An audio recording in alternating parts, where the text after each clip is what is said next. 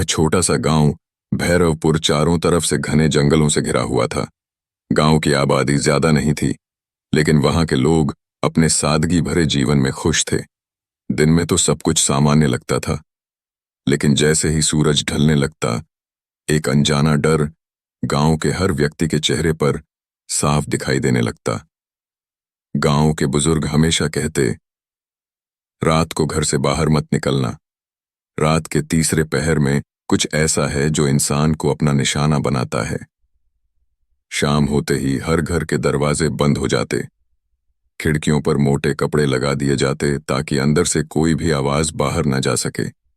किसी को भी रात में घर के बाहर एक शब्द बोलने की इजाजत नहीं थी। लोग कहते थे कि अगर चुड़ैल ने आवाज सुन ली तो वो उसी आवाज के सहारे घर में आ जाती है। एक रात जब पूरे गांव में सन्नाटा पसरा हुआ था, रामू नाम का एक नौजवान लड़का अपने दोस्त के घर से देर रात लौट रहा था। उसकी मां ने उसे बार बार समझाया था कि देर रात घर से बाहर न रहा करे, लेकिन रामू हंसी में उड़ा देता, अरे मां, ये सब तुम्हारे मन का वहम है, चुड़ैल वुड़ैल कुछ नहीं होती।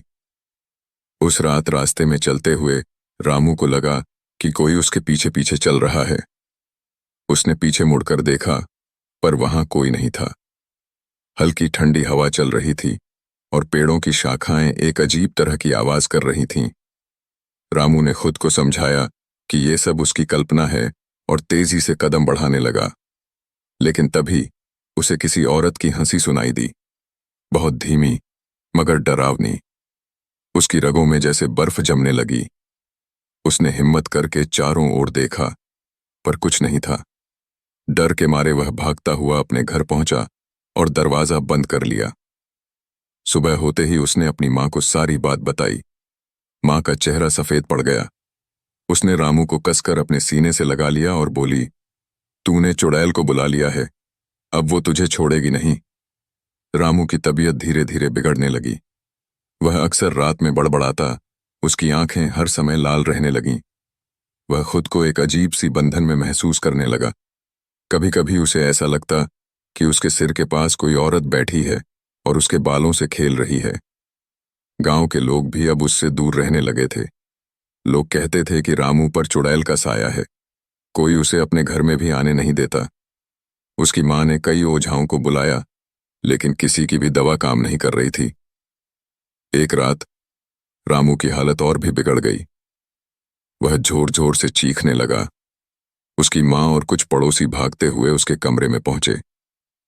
वे यह देखकर दंग रह गए कि रामू के हाथ पैर मुड़ चुके थे और उसकी आंखें पूरी तरह काली हो चुकी थीं। उसके मुंह से अजीब अजीब सी आवाजें निकल रही थीं। तभी एक बूढ़े व्यक्ति ने कहा, यह चुड़ैल का असर है। अगर इसे बचाना है तो हमें उसी का सामना करना होगा। बूढ़े व्यक्ति ने सबको बताया कि इस गांव के पास एक पुराना मंदिर है जहां भैरव बाबा की पूजा होती है। अगर रामू को वहां ले जाकर पूजा करवाई जाए तो शायद वह बच सकता है। रामू की हालत बिगड़ती जा रही थी। उसकी मां ने रोते हुए उससे विनती की कि वह भैरव बाबा के मंदिर चले। बहुत मुश्किल से वह मान गया। अगले दिन गांव के कुछ लोग और रामू की मां उसे लेकर उस मंदिर की ओर चल पड़े। रास्ते में अजीब अजीब आवाजें आती रहीं, कभी रोने की आवाज, कभी हंसने की। लोगों का दिल दहशत से कांप रहा था। जब वे मंदिर पहुंचे तो पुजारी ने रामू को देखकर कहा, यहां बहुत समय से कोई पूजा नहीं हुई है, पर अब भी अगर भैरव बाबा की सच्चे दिल से पूजा की जाए तो रामू को बचाया जा सकता है। पूजा शुरू हुई। मंत्रों की गूंज पूरे मंदिर में फैल गई। रामू छटपटाने लगा। वह जोर जोर से चीखने लगा। उसकी आंखें और भी लाल हो चुकी थीं और उसका शरीर अजीब तरीके से मचलने लगा। पुजारी ने मंत्र पढ़ते हुए रामू के माथे पर भभूत लगाई। उसी पल रामू ने अपनी चीखें बंद कर दीं और एक गहरी आवाज में बोला, मुझे यहां से जाने दो, यह शरीर अब मेरा है। पुजारी समझ गया कि यह चुड़ैल की आवाज है। उसने मंत्रोच्चार जारी रखा और कुछ देर बाद रामू अचानक बेहोश होकर गिर पड़ा। रामू की बेहोशी को देखकर उसकी मां रोने लगी। पुजारी ने उसे समझाया, अभी सब कुछ खत्म नहीं हुआ है, ये सिर्फ शुरुआत है। चुड़ैल यहां से भागी नहीं है, वो सिर्फ छुप गई है। पुजारी ने मंदिर के भीतर रामू को एक चबूतरे पर लिटा दिया और खुद मंत्रों का जाप करने लगा। वहां बैठे सभी लोग घबराए हुए थे। अचानक मंदिर की दीवारों से खड़खड़ाने की आवाजें आने लगीं, जैसे कोई अपने लंबे लंबे नाखूनों से उन्हें खरोंच रहा हो। पुजारी ने आवाज की तरफ देखा और कहा, यह चुड़ैल का प्रकोप है। वह यहां से रामू को ले जाने की कोशिश कर रही है। उसने मंत्रों का जाप और तेज कर दिया। रामू का शरीर अकड़ने लगा, उसकी नाक से खून बहने लगा और उसके होठों से डरावनी हंसी की आवाज निकलने लगी। उसकी मां जमीन पर गिर पड़ी और पुजारी से मदद की गुहार करने लगी।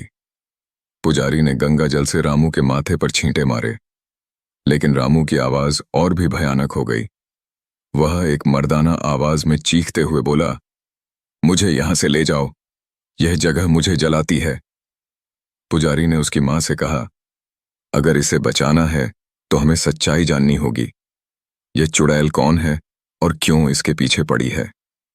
रामू की मां ने कांपते हुए बताया, यह सब कुछ उस रात से शुरू हुआ जब रामू देर रात बाहर से आया था और किसी औरत की हंसी सुनी थी। उसके बाद से यह सब हो रहा है। पुजारी ने सोचा और फिर कहा, चुड़ैल को इस गांव से कोई पुरानी दुश्मनी है।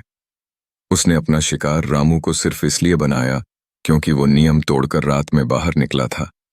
तभी अचानक मंदिर के बाहर जोरदार हवाएं चलने लगीं। हवा के साथ एक साया भी दिखाई देने लगा। उसकी लंबी काली चोटी और लाल चमकती आंखें उसे और भी भयानक बना रही थीं। वह मंदिर के चारों ओर चक्कर काटने लगी। पुजारी ने उस साये की तरफ देखते हुए कहा, तुम्हें यहां से कभी भी रामू को ले जाने नहीं दिया जाएगा। भैरव बाबा की कृपा से मैं तुम्हें यहां से हमेशा के लिए बांध दूंगा। चुड़ैल की हंसी पूरे मंदिर में गूंजने लगी। उसने कहा, कोई मुझे यहां से रोक नहीं सकता। मैं वहीं आऊंगी जहां मुझे बुलाया जाएगा, और रामू ने मुझे बुलाया है।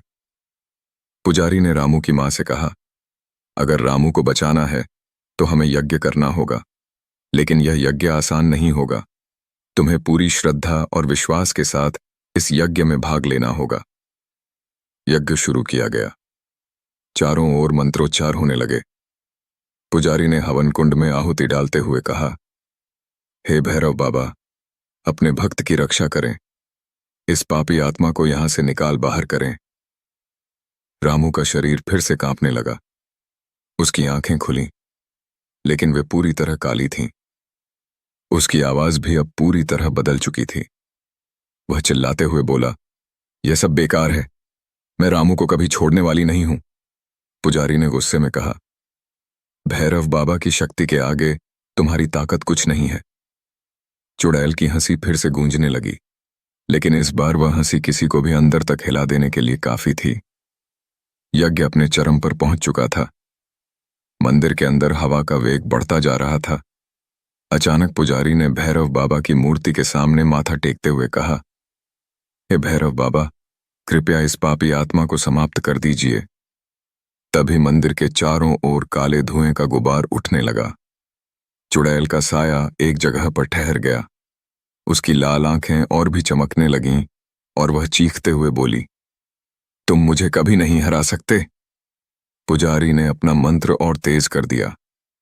रामू के शरीर से काला धुआं निकलने लगा और वह धुआं चुड़ैल के साये में मिल गया। चुड़ैल की चीखें और भी जोरदार होने लगीं। वह अब दर्द से कराह रही थी। नहीं, मुझे छोड़ दो, मुझे जलने मत दो। वह लगातार चिल्ला रही थी, लेकिन पुजारी रुके नहीं। कुछ ही पलों में वह काला साया पूरी तरह से जलकर राख हो गया। मंदिर में एक अजीब सी शांति छा गई। रामू बेहोश पड़ा था। उसकी मां दौड़कर उसके पास गई और उसे हिलाने लगी। कुछ देर बाद रामू की आंखें खुलीं। उसकी आंखों में अब कोई अजीब बदलाव नहीं था। वह अब पूरी तरह ठीक था। गांव में धीरे धीरे सब कुछ सामान्य होने लगा। रामू अब पहले जैसा हो गया था, लेकिन वह रात अब भी उसकी यादों में किसी बुरे सपने की तरह बसी हुई थी। कुछ हफ्तों बाद रामू की मां ने देखा कि रामू फिर से रात को बड़बड़ा रहा था। उसके होठों पर हल्की मुस्कान थी और उसकी आंखें फिर से लाल हो चुकी थीं। कहानी यहां खत्म नहीं हुई थी। चुड़ैल ने सिर्फ अपना रूप बदला था।